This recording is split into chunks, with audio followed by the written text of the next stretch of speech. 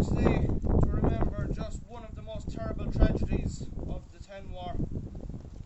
On May 12, 1921, three Irish Republican volunteers gave their lives for Ireland. Paddy Walsh, Paddy Dalton and Jerry Lyons, stripped, tortured and murdered right here on this spot. The events that led to these murders began in April 1921 when, after the Kilmorna ambush in which volunteer Michael Galvin was killed within yards from Kilmorna House, they took Michael's body to the RAC station in Listowel, his hands tied together. If war tells us anything, it is that Sir Arthur Vickers was an informer, and that is why his house was burnt down on April 16, 1921. If history also tells us anything, then it is extremely coincidental that volunteer Michael Galvin was shot dead in an ambush within yards of Kilmorna House. This spurned the IRA's suspicions. Nonetheless, on April 16th, Sir Arthur Vickers was taken from his home, executed as an informer, and Kilmorna House was burnt to the ground. It is not known if any of the volunteers we honour today were involved in that incident, but that did not matter, however, to the Black and Tan forces who captured the men on that day. Condy, Paddy Walsh, Paddy Dalton were coming from Atay when they met with Jerry Lyons at the bridge down the road. Christy Broderick, who was travelling with Lyons, had a miraculous escape when the chain came off his bicycle. This ultimately saved his life.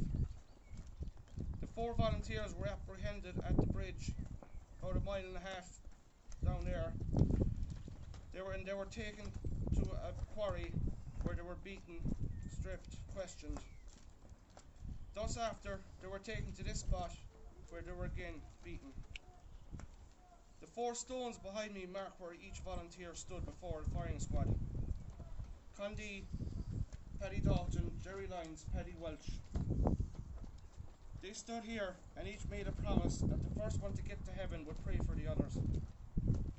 The Black and Tan in front of Condy was hesitant, and upon seeing this, Con decided that he would try to make a run for it.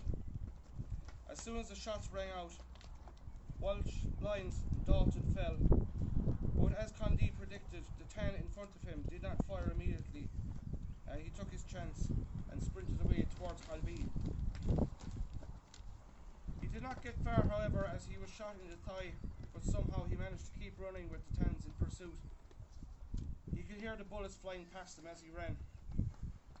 He almost gave up at one stage, but as he said himself, he remembered the promise that they made before they faced the firing squad, that the first one to reach heaven would pray for the others. He made it as far as Calvi and took refuge in a house where later the occupants brought him to various parts of the county to recuperate while in hiding.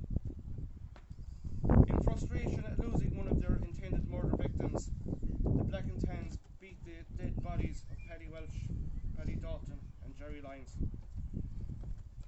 It did not take Condy long to get back on his feet. He went on to fight on the Republican side of the Civil War, where he served time in Limerick jail, and a few years after he emigrated to Chicago, where he died in 1967 and was buried with military honours. The last 14 months had not been easy. Travel restrictions had made it extremely difficult for us to honour our Republican Day outside of our areas. Difficult, but not impossible.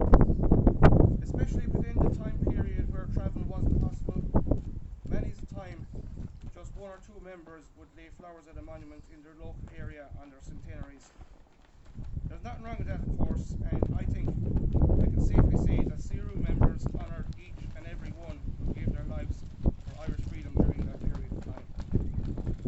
Here in Kerry, we remembered many fallen volunteers with positive feedback from the families of the volunteers.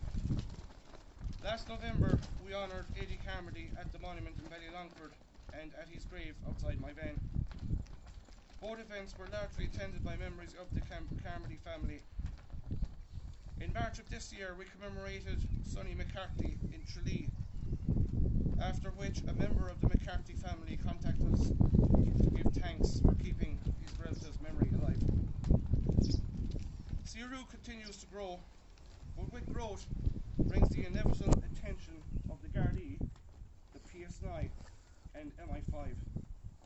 Republican families in the occupied 6 counties continue to be harassed, searched and intimidated by the PSNI. We send solidarity greetings to Kieran McCool and his extended family, who have been receiving torturous treatment in recent months. For the second time in 3 months, he was charged with a number of politically motivated false charges.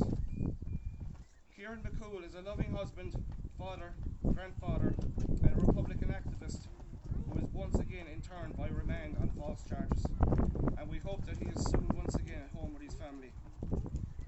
Also, we cannot forget all Republican prisoners currently incarcerated in Irish and British jails.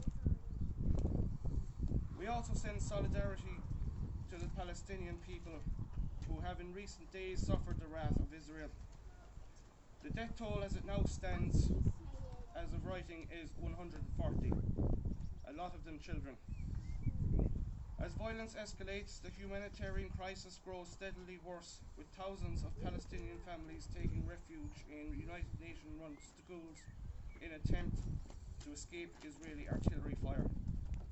Approximately 10,000 Palestinians have left their homes in Gaza amid the Israeli offensive. Ireland and Palestine have always had a deep connection of mutual oppression by imperialist forces, and our members are on the ground highlighting the slaughter of the Palestinian people. We will continue to do so. Accordia, not a lot has changed since volunteers Paddy Walsh, Paddy Lyons and Jerry Dalton were murdered here in cold blood. Murders still occurred both by British and Irish forces on this island, and these murders were covered up by both governments. Next year begins centenaries of Civil War murders, and 2023 even more murders occurred. So let us now prepare to plan even more centenaries. To meet here to show to everyone that while Ireland holds these graves, Ireland unfree shall never be at peace. Let us show people that we are ready and willing to honour Ireland's dead.